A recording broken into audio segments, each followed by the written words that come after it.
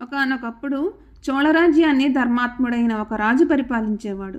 ప్రజలకు దాన ధర్మాలు చేయడం అన్నా, కవి పండితులను కానుకలతో సత్కరించడం అన్నా ఆ రాజుకు ఎంతో ఇష్టం.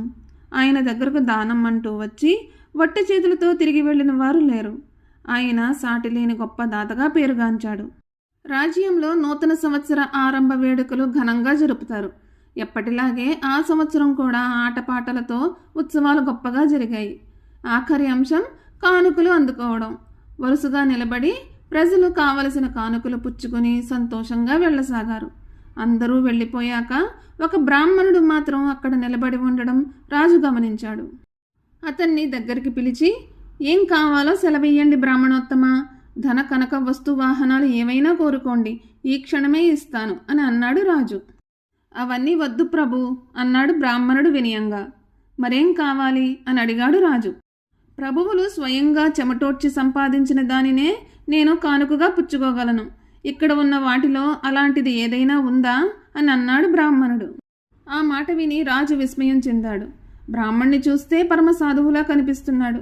రాజు కొంతసేపు ఆలోచించాక బ్రాహ్మణుడి కోరికలో కూడా న్యాయం ఉంది అని అనిపించింది.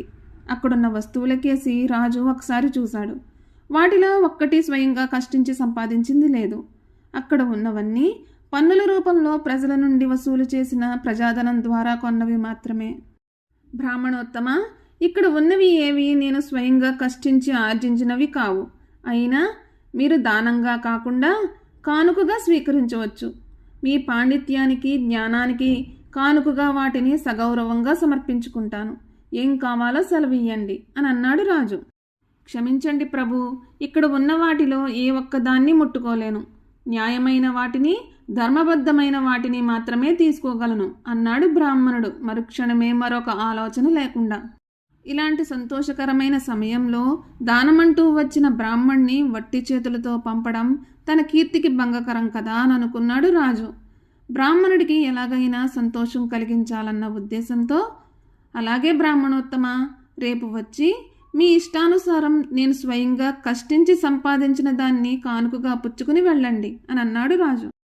చిరునవ్వుతో బ్రాహ్మణుడు రాజుకు నమస్కరించి అక్కడి నుంచి వెళ్ళిపోయాడు. రాజు అంతఃపురానికి వెళ్ళి చిరిగిన దుస్తులతో పేదవాడిలా వేషం వేసుకుని పని కోసం వెతుక్కుంటూ ఎక్కడ పని దొరుకుతుందా అని ఒంటరిగా కాలినడకన బయలుదేరాడు. ఎక్కడికి వెళ్ళినా ఎవరూ ఆయనకు చేయడానికి ఎలాంటి పని ఇవ్వలేదు. ఆఖరికి ఆయన సముద్ర తీరం చేరుకున్నాడు. అప్పుడే కొందరు పల్లెకారులు చేపల వేటకు పడవలపై సముద్రంలోకి వెళ్ళడానికి సిద్ధమవుతున్నారు. అయ్యా, నేను మీతో వచ్చి చేపలు పట్టడానికి సాయం చేస్తాను అని అన్నాడు మారు వేషంలో ఉన్న రాజు. అయినా ఎవరూ ఆయన్ను వెంట తీసుకుని వెళ్ళడానికి ఒప్పుకోలేదు. ఆఖరికి ఆయన అక్కడే ఉన్న ఒక వృద్ధుడి దగ్గరకు వెళ్ళి ఏదైనా పని ఇవ్వమని మొరపెట్టుకున్నాడు. ఆయన్ని చూసి జాలిగా ఆ వృద్ధుడు ఇలా అన్నాడు.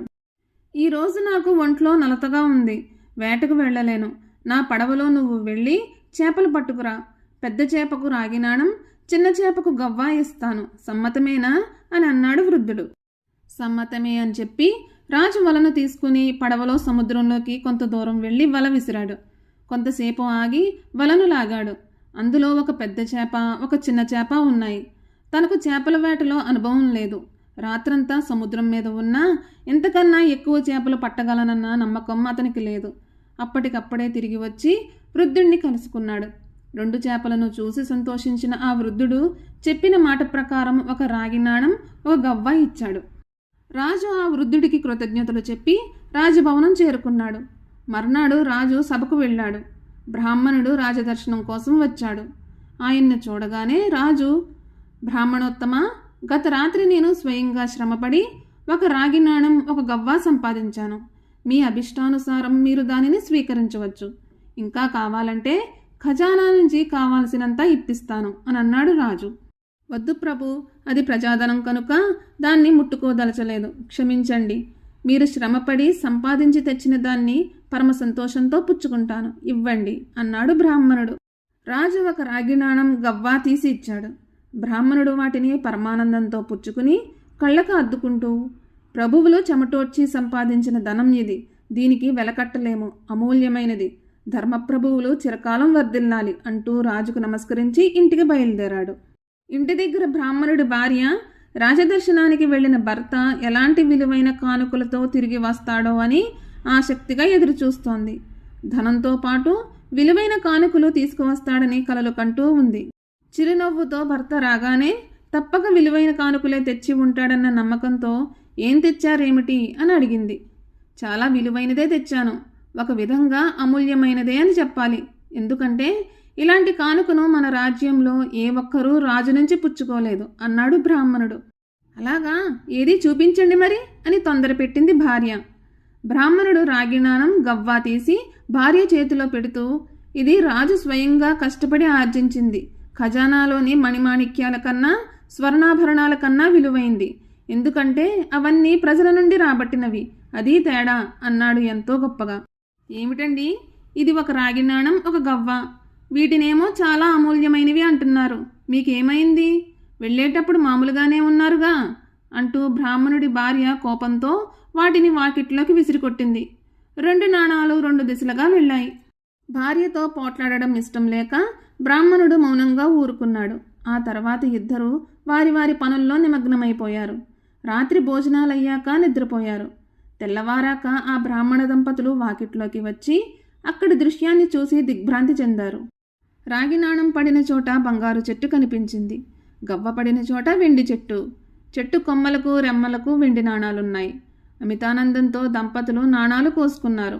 బ్రాహ్మణుడు వెళ్ళి బంగారాన్ని వెండిని అమ్మి ధనం తెచ్చాడు. రాజు నుంచి ఇంతవరకు ఇలాంటి కానుకలు ఎవరూ పుచ్చుకోలేదని నేను చెప్పాను కదా, చూసావా ఇప్పుడు అని అన్నాడు బ్రాహ్మణుడు భార్యతో. రాగి నాణాన్ని గవ్వను హీనంగా చూసినందుకు నన్ను క్షమించండి అని క్షమాపణలు చెప్పింది భార్య. ఆ తర్వాత భార్యాభర్తలిద్దరూ ఎలాంటి కొరత లేకుండా హాయిగా సంతోషంగా జీవించారు. ఈ కథ కానీ మీకు నచ్చినట్లయితే please like, share and subscribe to my channel.